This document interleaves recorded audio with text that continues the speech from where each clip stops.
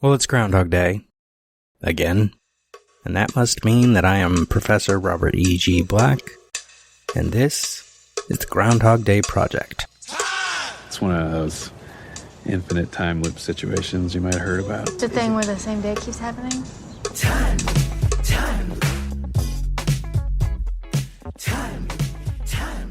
I wake up every day right here, right in Punxsutawney, and it's always February 2nd.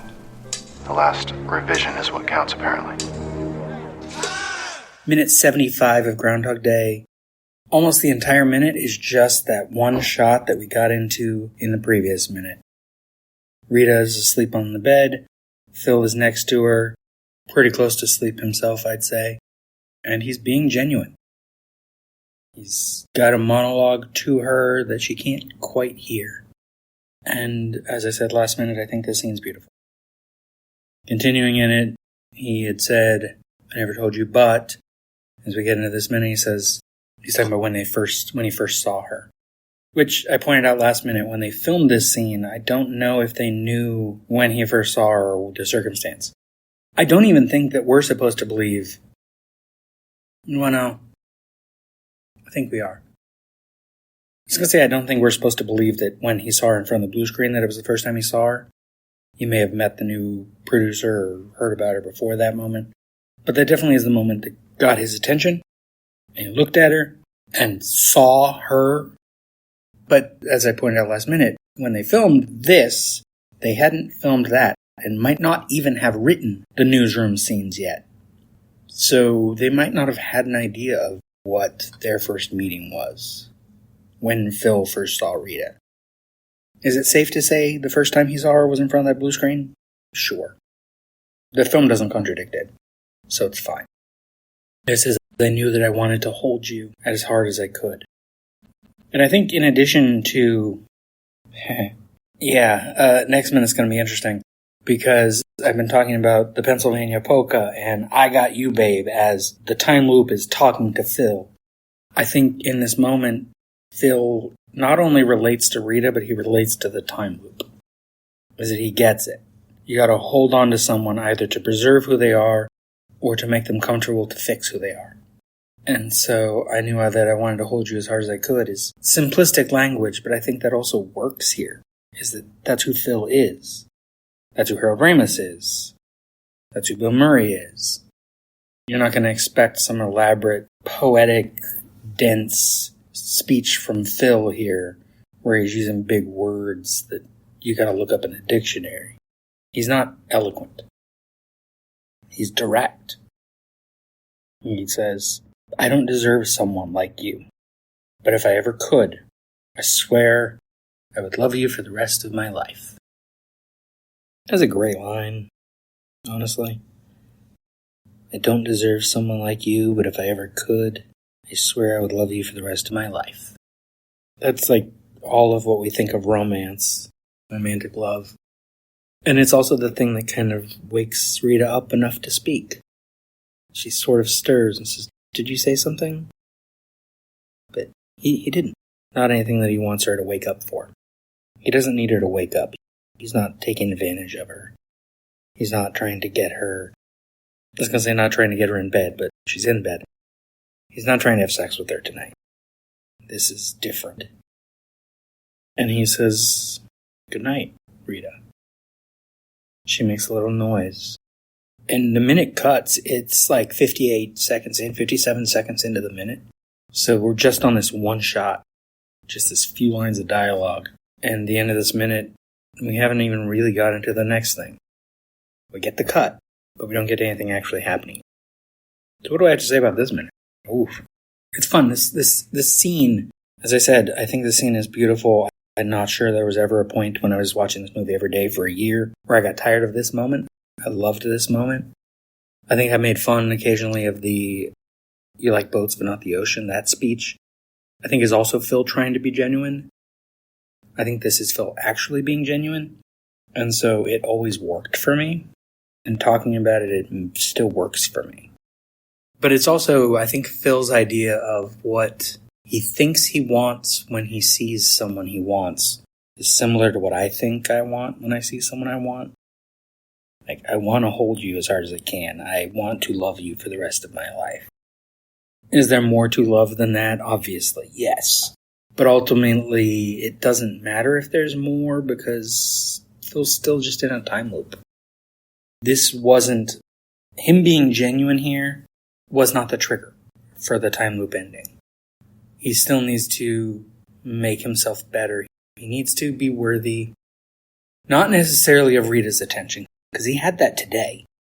This is why I reject the whole rom-com thing, is that he gets out because he earned her love. He earns her interest, but he also earned her interest here. But this wasn't the trigger. So what's different on the final iteration is that Phil is actually worthy of, well, his own interest. He's comfortable in his own skin. I think before this, he's egocentric, he is arrogant, but I think he also has low self-esteem.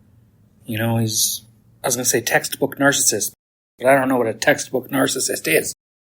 But he's a narcissist who, yeah, he doesn't actually, when he says, I don't even like myself, I think he meant that. He didn't like himself. He hasn't liked himself probably for a long time. And I've been there. I get that. But now, by the end, between now and the final iteration of February 2nd that we see in the film, Phil has to become comfortable with his own self. He has to like himself. Does that make him more attractive for Rita? Sure. Is it the attraction from Rita that gets him out of the loop? No. That'd be stupid. Unless it was some sort of curse. Say like a coworker that Phil had recently spurned. They went out a couple times. He turned her down. He wanted to move on. He didn't feel the same way she did. We'll name her Stephanie. Hypothetical here. And some clever, little on the nose kind of Harold Ramis kind of name. I don't even know that this is a Harold Ramis problem. Although I think he came up with the name.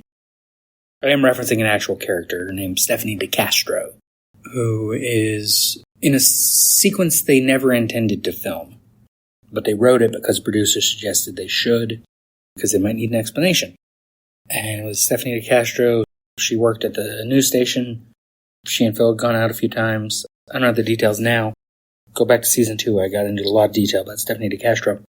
She puts a curse on him, and the movie kind of forgets that. They never wrote a payoff for that part of the script, but it would have to be that this curse should be specific.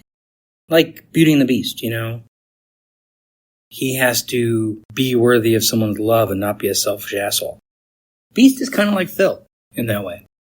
I guess Rita's Belle. Phil's trapped. Rita's not. Beast is trapped. Belle is not. Well, in the Disney version. She makes her choices. But what's important is the Beast is trapped. He is stuck. Not really. He can leave the castle, but he doesn't because people would try to kill him, and he doesn't like people because he doesn't like himself. Similarly, Phil doesn't like himself, so he can't get out of the loop. It is a rom-com in that sense, I guess, but Phil has to like himself. Phil is... What's the meet cute for Phil? Is Rita Phil's reflection? Is Larry? Is Punxsutawney Phil? Is Gus? Is Ralph? Are all of these people just different reflections of different aspects of who he is? And now he has to pick and choose what are the good aspects he wants to keep and what are the aspects he wants to add. What does he want to take as inspiration for who he wants to be in the future? That's where he's going with this. I'm done with this episode. Till next time, take care, do something fun, watch a movie, read a book, play music, listen to music, play a game, write some poetry, tell someone how you feel about them in a good way. And make yourself better, just in some small way. If every day you did something that made you a better person, and it could be the reading of a book, because that increases empathy. Could be watching a movie, because that increases empathy. Experiencing stories about other people, even fictional ones, increases empathy, because you learn to understand what makes other people tick, and that makes you a better person. Hell, listening to this show makes you a better person. You're welcome. You're welcome. Knew you were gonna say that. This has been a production of Lemming Drops Studio. You can find links to more at lemmingdrops.com or join the Facebook group Lemming Drops Studio Tour. Also, you can support all my shows at patreon.com/lemmingdrops. What is wrong in the end which never comes? Or which comes again and again, lapping, like waves. Since the Big Bang set everything in motion, everything that happens in this universe has to be the way it is. Particles unfolding the way they're destined to. How do you sleep at night? You've never seen Groundhog Day? Yeah, you know Groundhog Day is not a documentary. Remember when Groundhog Day was just a movie?